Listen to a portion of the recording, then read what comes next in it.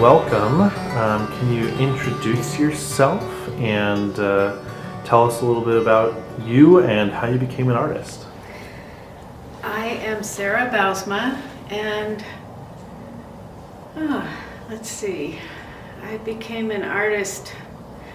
I kind of fell in love with nature first. I remember a long car ride with my family. We drove all the way across the country and I had nothing to do except look out the window. And so I was looking at trees and I started feeling like all the trees had human gestures and were expressing emotions. And that image always stayed with me. And I always felt kind of comforted by trees. So I started with trees. And then, let's see what happened. When I was in high school, we suddenly moved to the East Coast. And so I had no friends, but a really good art teacher. And so I kind of stayed with the art in the art room as much as I could, and learned a lot about painting. I had some good teachers there. And then when high school was over, I leaned into the opportunity to go to art school.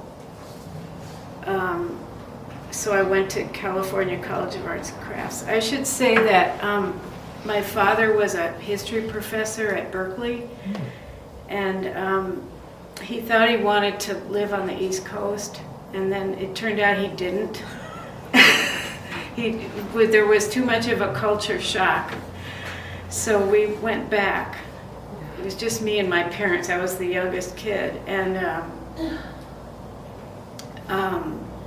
so I had wandered around on the campus of the California College of Arts and Crafts when I was a kid, and had this fantasy of going there someday, and here was my chance. So that's exactly what I did. I went there, and I had teachers, a lot of drawing classes where teachers taught to see negative, positive, negative shapes in between things as a way to draw and gauge the spacing.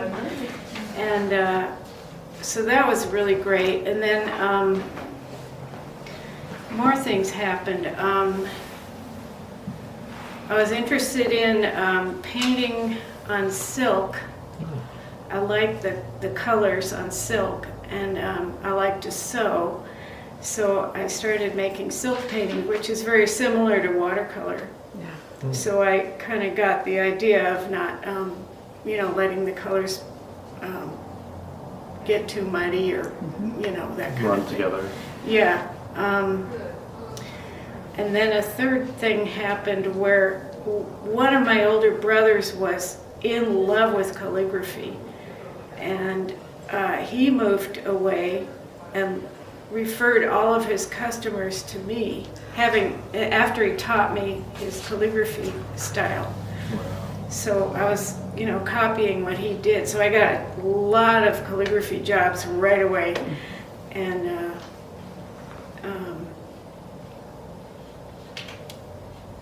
I remember how sore, how tired my hand used to get, and up into my shoulder would get really tight because I was trying so hard to be in control of this calligraphy pen. But and so anyway, I went on to get jobs at ad agencies and things where I had to do more really tight, controlled kind of work, designing logos and layout and paste up in those days. And then I got married. I had a couple of little boys, and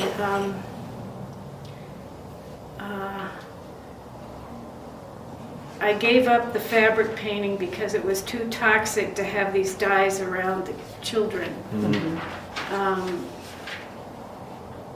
And then when we moved here to Portland, I decided it was my turn to paint and just be completely selfish, which is what I'd always wanted. So Great. it seemed like the best way to use all of the skills in one place. You know, I could draw and letter and make the little shapes that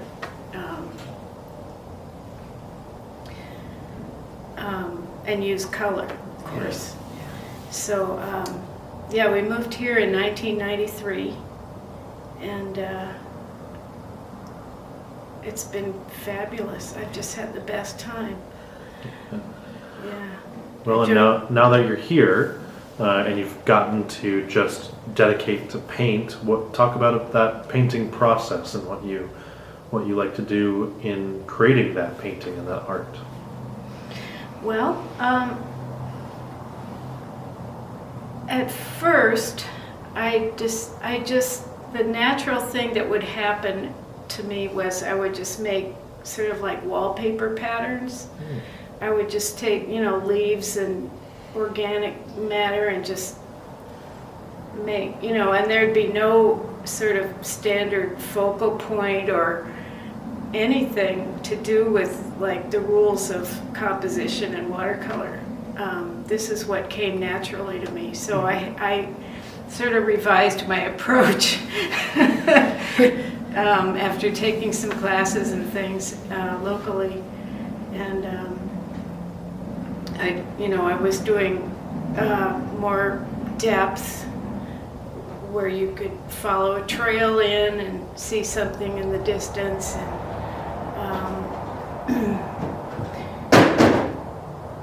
And eventually, I started winning awards at the Watercolor Society shows. Yeah. And that was tremendously encouraging. So, and I just been getting more and more involved, entering shows and the Lake Area artists and different shows and sales. Great. And so, subject matter, yeah. So you Subject matter, yeah. So I had this idea that I wanted to learn something basic from nature, like how it's built, like what is reality at the very base, and I could learn this from nature. And, you know, just taking the shapes and putting them together in my own way with my own colors. I could absorb how things are made in the world, kind of. This is a hard thing to explain, but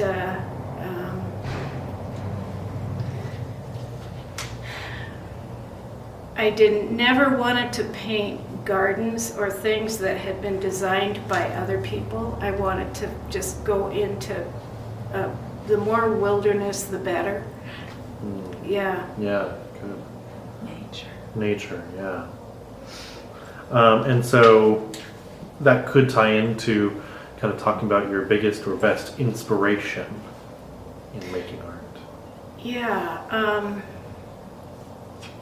I think that is my inspiration. Is I always feel like I'm learning what reality is by looking at, and I want to sort of memorize everything that I love about nature. I want it to be permanently in my mind and my so I can always go there. I think it should be okay downstairs. Yeah, great. So, I mean, looking at reality and kind of connecting with nature, or some of that inspiration and subject matter, and so why not just your art, but why does art as a whole matter today? Yeah, take that. Yeah, boy, I feel like people get something out of art, for sure, that we need it, we all need it. And it's not electronic, it's like hands-on. a real thing in the actual world. It's not sort of processed reality. I think that is important to me. Yeah, that's good. Okay. Yeah.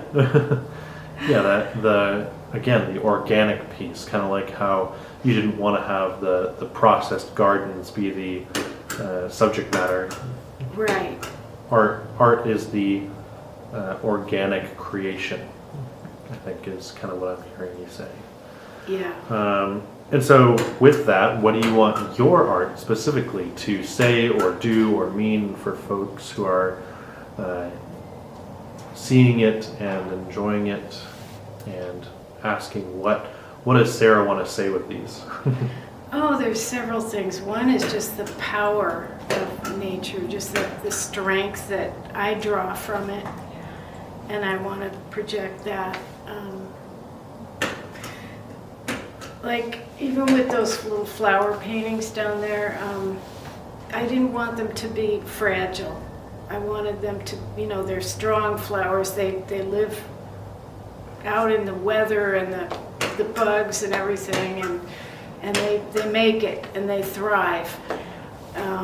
That rocky ground that they live in, and they don't get any extra help at all. Right. They're tough. Yeah. Cool. Yeah, I want these qualities for myself, and the trees and the wild flowers and the rocks and those sorts of things I want to absorb and be that. Mm-hmm. And so then what would your advice be to somebody of any age who would want to get into art, making things and being creative, either watercolor gouache or any kind of medium? Boy. Take some classes and make some friends to do it How's it with. going? Great, wonderful. Yeah. Oh, follow your dreams. Yeah. Yeah. I'll regret it because Well, thank you very much. I appreciate that, and No. so enjoyed getting to talk to you and having your art, hosting you here. It's an honor. Yeah. Thanks.